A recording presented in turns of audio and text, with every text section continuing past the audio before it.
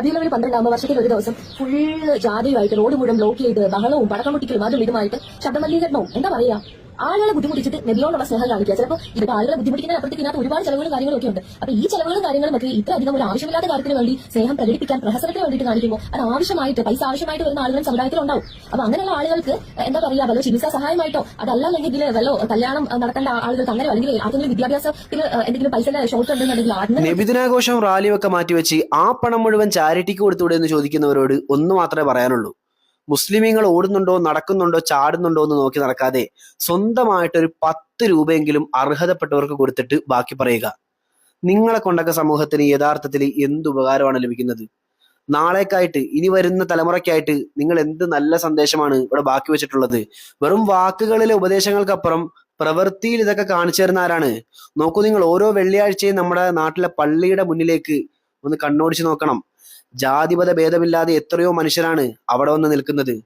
അവരവിടെ വരുന്നത് മറ്റൊന്നും കൊണ്ടല്ല, തങ്ങളെ കൈവിടാത്ത ഏത് പ്രതിസന്ധിയിലും ചേർത്ത് പിടിക്കുന്ന ഒരു സമൂഹം ഇവിടെ ഉണ്ട് എന്നുള്ള ഉറപ്പുള്ളത് കൊണ്ടല്ലേ.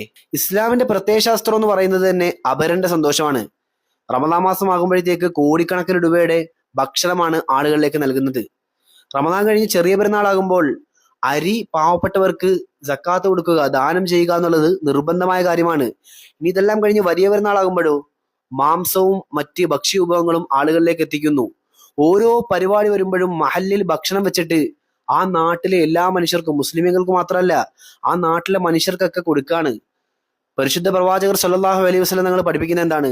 ഇസ്ലാം എന്ന് പറഞ്ഞാൽ മധുരമേറിയ വാക്കാണ്. ഒരു മനുഷ്യനെയും വിഷമിപ്പിക്കാതെ വളരെ മധുരമേറിയ വാക്കാണ് ഇസ്ലാം എന്ന് പറഞ്ഞാൽ. പിന്നെയോ വൈതാമത്താം, വിശക്കുന്നവർക്ക് ഭക്ഷണം കൊടുക്കലാണ്. നോക്കൂ നിങ്ങൾ, ഒട്ടുമിക്ക ആഘോഷങ്ങൾ കഴിയുമ്പോഴും പത്രത്തിൽ വാർത്ത വരാറുണ്ട്, ഈ ആഘോഷത്തിൽ വിറ്റഴിച്ചത് ഇത്ര കോടി രൂപയുടെ മദ്യമാണെന്ന്. എന്നാൽ ഞാൻ ചോദിക്കട്ടെ, ചെറിയ പെരുന്നാളിനോ വലിയ പെരുന്നാളിനോ അല്ലെങ്കിൽ മുസ്ലിങ്ങളുടെ ഏതെങ്കിലും ആഘോഷത്തിന് അങ്ങനെ ഒരു കണക്ക് നിങ്ങൾക്ക് കാണിക്കാൻ പറ്റുമോ? ഇല്ല.